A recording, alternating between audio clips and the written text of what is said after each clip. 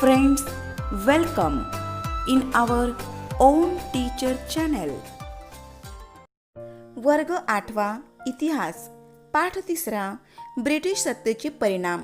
या पाठात आपण इंग्रज सत्तेचे भारतावर झालेले परिणाम अभ्यासणार आहोत आणि त्यानंतर सोडवूया स्वाध्याय.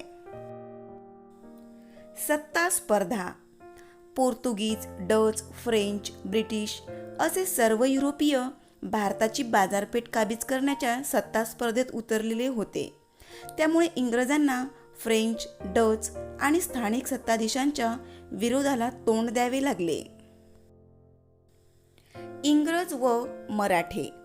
मुंबई हे इंग्रजांचे पश्चिम भारतातील प्रमुख केंद्र होते, परंतु या प्रदेशावर मराठ्यांची घट्ट पकड होती. 1774 ते 1818 या दरम्यान मराठे आणि इंग्रज यांच्यात 3 युद्धे झाली. पहिल्या युद्धात मराठा सरदारांनी एकजुटीने लढाई केली, त्यामुळे त्यांचा विजय झाला. दुसऱ्या युद्धामध्ये त्यांना तैनाती फौजेचा करार केला आणि यात मराठ्यांचा पराभव झाला. तिसरे युद्ध 1818 साली झाले आणि या युद्धात मराठ्यांचा पराभव झाला आणि मराठी सत्तेचा शेवट झाला. तैनाती फौज. लॉर्ड वेलेस्ली याने 1798 मध्ये तैनाती फौजेची पद्धत सुरू केली. तैनाती फौज स्वीकारणाऱ्या राजाला बऱ्याच अटी मान्य कराव्या लागत. त्यामुळे ती फौज स्वीकारणारा राजा आपले स्वातंत्र्य गमावून इंग्रजांचा मांडलिक बनत असे. छत्रपती प्रताप सिंह. पेशवाईच्या अस्तानंतरही सातारच्या गादीवर छत्रपती प्रतापसिंह होते. इंग्रजांनी ग्रँड डफ या अधिकाऱ्याची नेमणूक केली. त्यांना पदच्युत करून काशी येथे ठेवले. 1847 साली त्यांच्या मृत्यूनंतर लॉर्ड डलहौसीने दत्तक विधान नामंजूर करून सातारचे राज्य खालसा केले. छत्रपती प्रतापसिंह यांनी अनेक जनहिताची कामे केली. त्यांनी महाद्रा येथे तलाव बांधला, रस्ते, दोन्ही बाजूला झाडे अशा बऱ्याच सोयी त्यांनी केल्या. छापखाना काढून अनेक ग्रंथ छापून घेतले. त्याचप्रमाणे राजनीतीविषयक सभानीती नावाचा ग्रंथही त्यांनी लिहून छापून घेतला. दुहेरी राज्यव्यवस्था. रॉबर्ट क्लाइव्हने 1765 साली बंगालमध्ये दुहेरी राज्यव्यवस्था अस्तित्वात आणली. महसूल गोळा करण्याचे काम कंपनीने हाती घेतले, तर शांतता आणि सुव्यवस्था राखण्याचे काम नवाबाकडे ठेवले. यालाच दुहेरी राज्यव्यवस्था असे म्हणतात. 1773 रेग्युलेटिंग ॲक्ट यानुसार बंगालच्या गव्हर्नरला गव्हर्नर जनरल असा हुद्दा देण्यात आला. इंग्रजांच्या भारतातील प्रशासनाचे प्रमुख आधारस्तंभ. मुलकी नोकरशाही. भारतात इंग्रजांची सत्ता दृढ करण्यासाठी इंग्रजांना नोकरशाहीची गरज होती. लॉर्ड कॉर्नवॉलिस याने नोकरशाहीची निर्मिती केली. मुलकी नोकरशाही हा इंग्रजी शासनाचा महत्त्वाचा घटक बनला. लष्कर व पोलीस दल.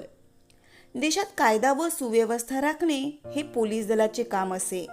न्यायव्यवस्था. इंग्लंडमधील न्यायव्यवस्थेच्या धर्तीवर इंग्रजांनी भारतात नवी न्यायव्यवस्था स्थापन केली. जिल्ह्यात दिवाणी न्यायालय, फौजदारी खटल्यासाठी फौजदारी न्यायालय आणि निर्णयाच्या फेरविचारासाठी उच्च न्यायालये स्थापन केली. कायद्यापुढील समानता. भारतामध्ये पूर्वी न्यायदानात जातीनुसार भेदभाव केला जाई. लॉर्ड मॅकॉलेच्या नेतृत्वाखाली स्थापन झालेल्या विधी समितीने कायद्याची संहिता तयार केली. सर्व भारतात एकच कायदा लागू केला. कायद्यापुढे सर्व समान आहेत हे तत्व इंग्रजांनी रूढ केले. इंग्रजांची आर्थिक धोरणे. इंग्लंड हे आधुनिक राष्ट्र होते. औद्योगिक क्रांतीमुळे तेथे भांडवलशाही अर्थव्यवस्था रूढ होती. या व्यवस्थेला पोषक अशी अर्थव्यवस्था त्यांनी भारतात रुजवली. त्यामुळे इंग्लंडचा आर्थिक लाभ झाला, पण भारतीयांचे मात्र आर्थिक शोषण होऊ लागले होते. जमीन महसूल विषयक धोरण. इंग्रज अंमलापूर्वी शेतसारा हा धान्य रूपात गोळा केला जाई. जर पीक चांगले आले नाही तर शेतकऱ्यामध्ये सूट देखील मिळत असे. पण इंग्रजांनी उत्पन्न वाढवण्यासाठी महसूल पद्धतीत महत्त्वाचे बदल केले.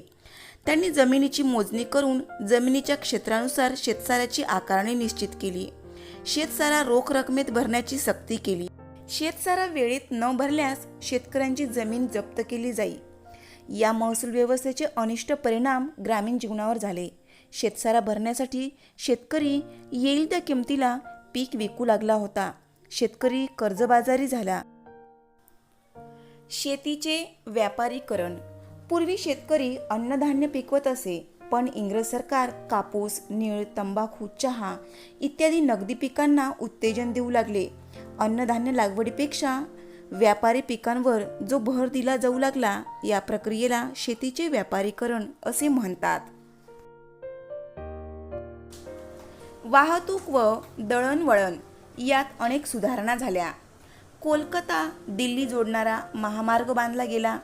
1853 साली मुंबई ठाणे मार्गावर पहिली रेल्वे धावली. डाक व्यवस्था सुरू झाली. वाहतूक संपर्क वाढल्यामुळे लोकात एकतेची भावना वाढीस लागली. जुन्या उद्योगधंद्यांचा ऱ्हास आणि नवीन उद्योगधंद्यांचा विकास. भारतातून इंग्लंडला जाणाऱ्या मालावर जबरदस्त कर आकारला जाई, पण भारतात आयात होणाऱ्या मालावर कमी कर घेतला जाई. इंग्लंडमधील स्वस्त मालासोबत स्पर्धा करणे शक्य नसल्याने भारतीय पारंपरिक उद्योगधंदे बंद पडले. असे असून देखील काही भारतीय उद्योजकांनी नवे उद्योग उभारले. कावसजी दावर यांनी मुंबईत 1853 साली पहिली कापड गिरणी सुरू केली. बंगाल प्रांतात रिश्रा येथे पहिली तागाची गिरणी सुरू झाली. जमशेदजी टाटा यांनी जमशेदपूर येथे टाटा आयर्न अँड स्टील कंपनीचा पोलाद निर्मितीचा कारखाना सुरू केला. सामाजिक व सांस्कृतिक परिणाम. युरोपातील मानवतावाद, उदारमतवाद, बुद्धिवाद, लोकशाही, राष्ट्रवाद अशा मूल्यांचा भारतीयांवर प्रभाव पडला. 1829 साली लॉर्ड बेंटिंकने सतीबंदीचा कायदा केला. 1856 मध्ये लॉर्ड डलहौसीने विधवा पुनर्विवाहाला मान्यता देणारा कायदा केला. लॉर्ड मेकॉले याने 1835 मध्ये भारतात इंग्रजी शिक्षण सुरू करण्याची शिफारस केली. समजला ना पाठ? मग सोडवूया आता स्वाध्याय. प्रश्न पहिला. दिलेल्या पर्यायांपैकी योग्य पर्याय निवडून विधाने पुन्हा लिहा. 1. पोर्तुगीज, डच, फ्रेंच, ब्रिटिश हे भारताची बाजारपेठ काबीज करण्याच्या सत्ता स्पर्धेत उतरले. 2. 1802 मध्ये दुसऱ्या बाजीराव पेशव्याने इंग्रजांशी तैनाती फौजेचा करार केला. 3. जमशेदजी टाटा यांनी जमशेदपूर येथे टाटा आयर्न अँड स्टील कंपनीचा पोलाद निर्मितीचा कारखाना स्थापन केला. प्रश्न दुसरा. पुढील संकल्पना स्पष्ट करा. 1. मुलकी नोकरशाही. राज्यकर्त्यांना राज्यकारभार करण्यात मदत होण्यासाठी, योग्य ते सल्ले देण्यासाठी सरकारी पातळीवर जी यंत्रणा उभी केलेली असते तिला मुलकी नोकरशाही असे म्हणतात. लॉर्ड कॉर्नवालिस याने नोकरशाहीची निर्मिती केली. मुलकी नोकरशाही हा इंग्रजी शासनाचा महत्त्वाचा घटक बनला. प्रशासनाच्या सोयीसाठी आपल्या ताब्यातील प्रदेशाची जिल्हावार विभागणी करून जिल्हाधिकारी हा शासनाचा प्रमुख नेमला गेला. 2. शेतीचे व्यापारीकरण. इंग्रज राजवटीपूर्वी शेतकरी आपल्या कुटुंबासाठी आणि गावाची गरज भागवण्यासाठी अन्नधान्य पिकवत असत. इंग्रज राजवटीत कापूस, नीळ, तंबाखू, चहा इत्यादी नगदी पिकांना इंग्रज सरकार उत्तेजन देऊ लागले.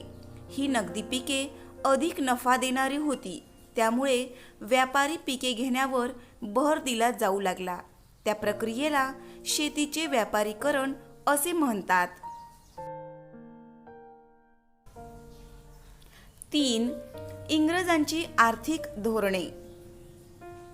इंग्लंडमध्ये भांडवलशाही अर्थव्यवस्था होती. या व्यवस्थेला पोषक अशी अर्थव्यवस्था त्यांनी भारतात रुजवली. जमिनीची मोजणी करून क्षेत्रानुसार शेतसाऱ्याची आकारणी त्यांनी निश्चित केली. शेतसारा रोख रकमेत भरण्याची सक्ती करून स्वतःचा महसूल वाढवला. व्यापारी पिके घेण्यावर भर दिला. भारतात आयात होणाऱ्या मालावर कमी कर तर इंग्लंडला जाणाऱ्या मालावर जबरदस्त कर लागे. प्रश्न 3. पुढील विधाने सकारण स्पष्ट करा. 1. भारतातील शेतकरी कर्जबाजारी झाले. इंग्रजांनी शेतसारा रोख रकमेत भरण्याचा व न भरल्यास जमीन जप्त करण्याचा नियम केला. रोखीने शेतसारा भरण्यासाठी शेतकरी मिळेल त्या भावाने धान्य विकू लागले. व्यापारी व दलाल वाजवीपेक्षाही कमी दराने माल खरेदी करत. प्रसंगी जमीन सावकाराकडे गहाण ठेवून कर्ज घेऊन शेतकऱ्याला शेतसारा भरावा लागे. त्यामुळे इंग्रजांच्या काळात शेतकरी कर्जबाजारी झाले. 2. भारतातील जुन्या उद्योगधंद्यांचा ऱ्हास झाला.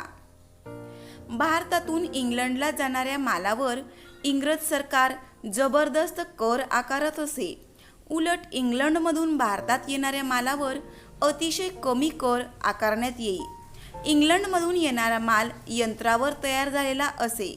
त्यामुळे त्याचे उत्पादन मोठ्या प्रमाणात आणि कमी खर्चात होई. अशा स्वस्त मालाशी स्पर्धा करणे भारतीय कारागिरांना कठीण झाले आणि परिणामी भारतातील जुन्या उद्योगधंद्यांचा ऱ्हास झाला.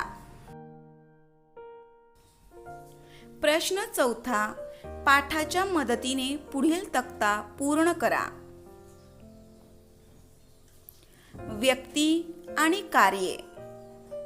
लॉर्ड कॉर्नवॉलिस याचे कार्य भारतात नोकरशाहीची निर्मिती केली.